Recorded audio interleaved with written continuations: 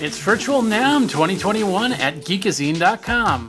Continuing coverage of NAMM 2021 Virtual. Jeffrey Powers here. I am here with Freddie of Nugen Audio, which is a software plugin company. And you've got a couple new products, one that's not out yet, one that we can talk about now. So, Freddie, tell everybody who you are, how you work for the company. Sure. My name's Freddie Vinehill-Cliff. I'm the product specialist for Nugen Audio. So I'm generally the person who speaks to customers about how to use the plugins, the best kind of workflow, and any kind of interesting features. So I make the majority of the tutorial videos for our YouTube channel. Ordinarily, I would be at conventions and trade shows like NAMM, be running the booth and doing kind of in-person demos. It's a shame, obviously, I'm not able to do that this year, but thankful that we're able to do things like this over video chat. Like you said, we've got two new things, or newish things I'd like to talk about. Absolutely. Yeah, it's awesome. If even 2 years ago, this would have been super difficult to do this type of conference. So it's great that we can talk, because I'm assuming you're not even in the United States. That's right. I'm over in the UK. So it's a little bit later in the day for me here. It's just after 6 p.m. for me. You can probably tell it's dark outside. But yeah, and great area. I miss going over there myself. So. All right, let's get into some of the programs here. First of all, we want to talk about Paragon, correct? That's right. So Paragon is a reverb plugin. It's the kind of newest, sort of brand new plugin that we've released. It came out in October of last year, just at the very end of October. Paragon is a convolution reverb, but with a twist. So basically, without going into loads and loads of detail, sort of broadly speaking, there are two main types of reverb plugin. There's convolution reverb and there's algorithmic reverb. Convolution reverb tends to be much more realistic sounding because it is based on real recordings of real spaces, but it doesn't have the same amount of flexibility as an algorithmic reverb because you are limited by how that space sounded on that day. An algorithmic reverb uses algorithms to generate the reverberation for the sound, and you have a lot more flexibility with an algorithmic reverb, but they don't sound as realistic because they aren't using recordings of real spaces. It is kind of purely an imaginary sounding space. But Paragon sort of has a twist in that it's a convolution reverb, which allows you that same level of flexibility as an algorithmic reverb. So it uses state-of-the-art resynthesis developed at the University of York, which basically means that every time you tweak something like the room size, the decay time, anything like that, it actually generates a whole new impulse response, which still uses the sort of same authentic sound, the same authentic character as the original space. But it allows you to make the room bigger, the decay longer, the room brighter, and anything you can think of like that. So we'll just use this one-on-one conversation because there's a lot of compression, a lot of different things, noise cancellation, things like that. And your room probably sounds a lot more bouncier than what it is right now. So something like a reverb. If I was to do any type of post-producing, I could actually take that audio, put the Paragon in this, and actually give that room feel back into things. Exactly. Yeah, that's definitely one way that you could use that. I mean, the current version of Paragon is very much geared to that kind of application. So it's been designed with sort of dialogue and things like that in mind. So there are kind of features we have, for example, like the crosstalk in Paragon is something that really allows you to enhance dialogue clarity while still using a lot of reverb. That, like I say, is very much geared towards sort of post-production, dialogue editing, that kind of thing. I can't go into loads of detail, but we do have in the pipeline another version of Paragon which may be more appealing to music producers. So kind of keep your eyes peeled for that. That's in the future. Yeah, definitely. So, and I'm assuming this is just a straight up plug-in for any DAW that you use, Mac or PC based, correct? That's right. So basically all of our plugins are compatible with Mac and PC. They pretty much all run in AAX, AU, VST3. We have a couple of things that will run in VST2 and RTAS, but we are gradually phasing out those formats. And then we have a couple of things that are offline processes, so you wouldn't use them as a plugin insert. It would only be through like Audio Suite or the Premiere panel functionality. So yeah, it's a little bit more complicated than a yes or no, but basically everything for the most part is AX, VST3, and AU. Yeah, definitely. So and it's always great to have the extra tool in your toolbox for what you need. What type of polyphony does this have? So how many channels could you run this software on before we start having to look at other options? So Paragon supports up to 10 reverb channels. So that's kind of another thing to do with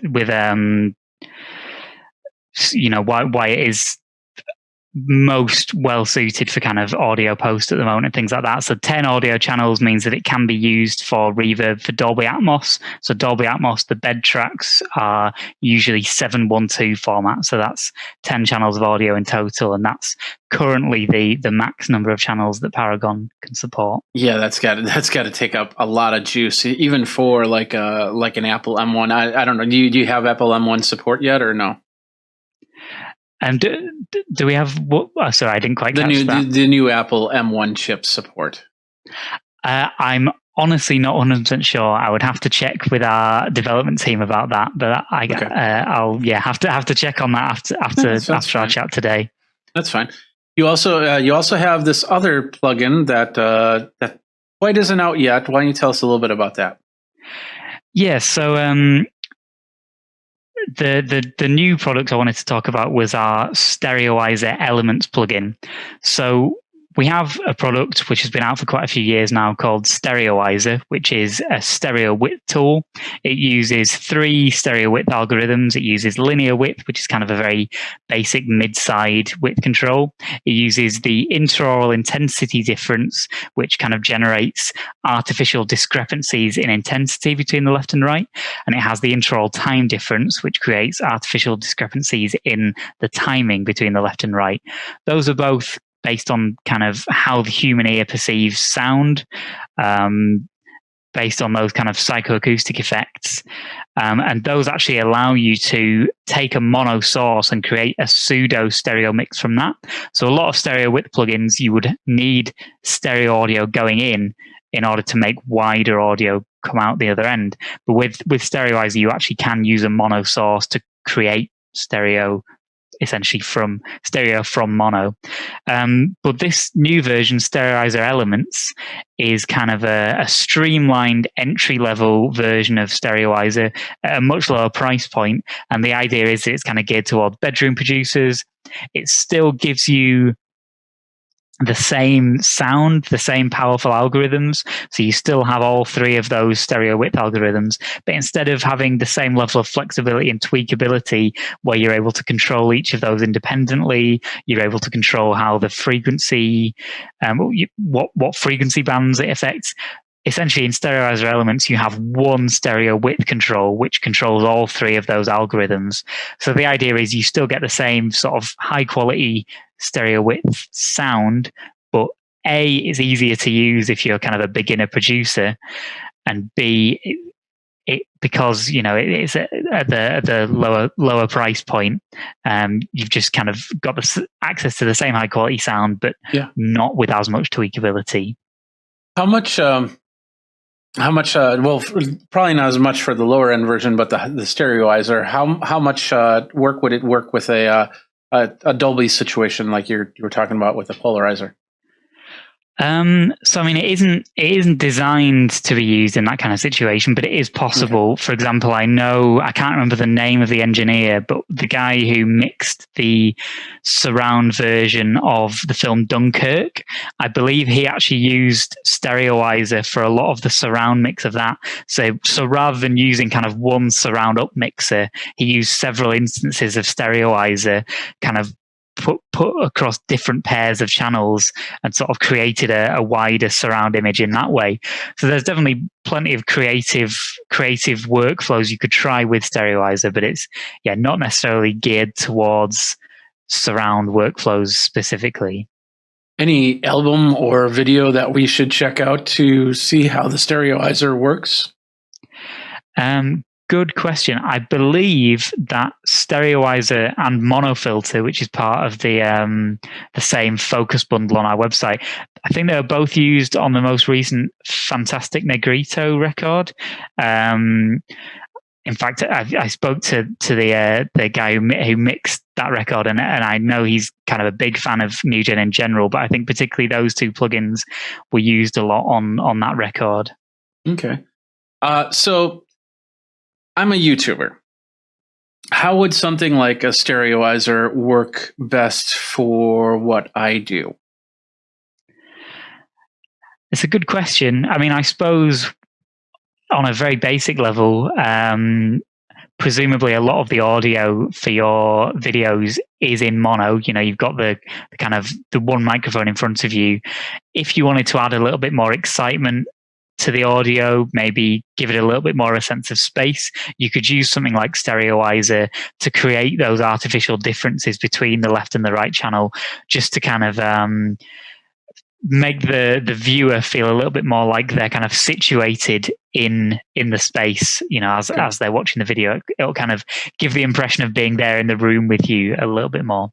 So in this case where we're got a split screen here, and I'm technically on the left side and you're technically on the right side, we could kind of split that up. So it sounds like you're coming from one area and I'm coming from another area in this interview.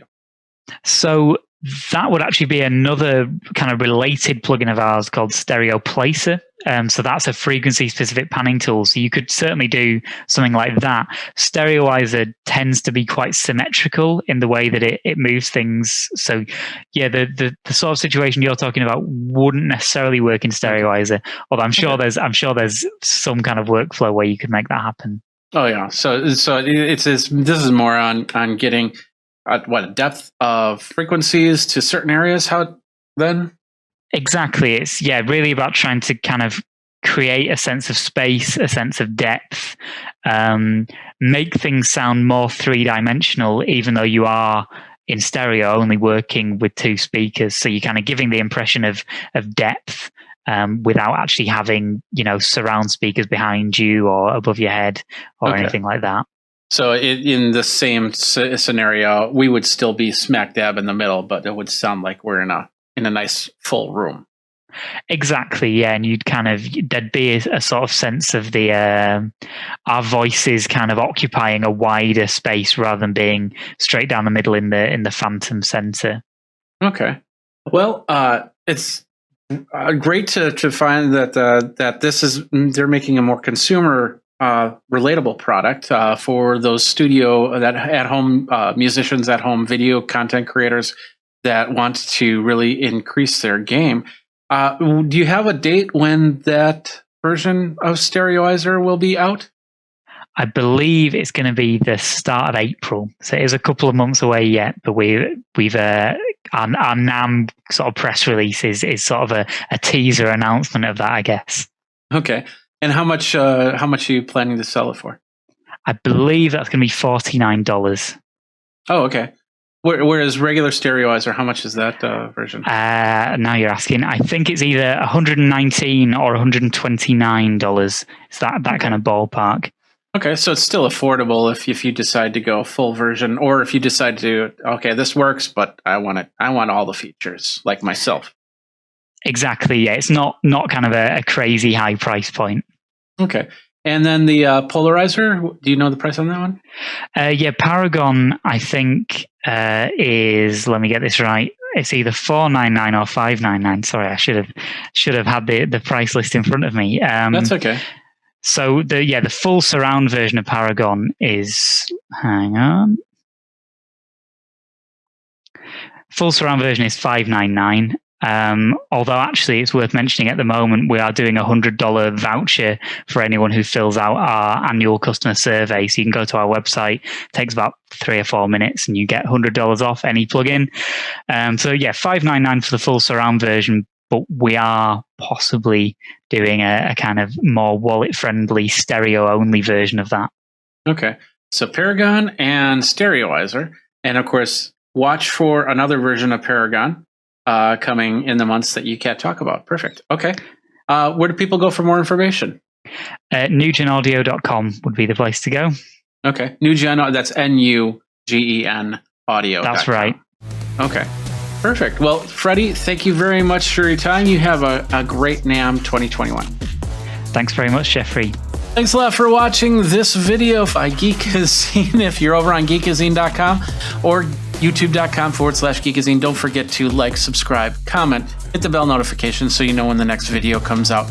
Until next time, you guys geek out and take care.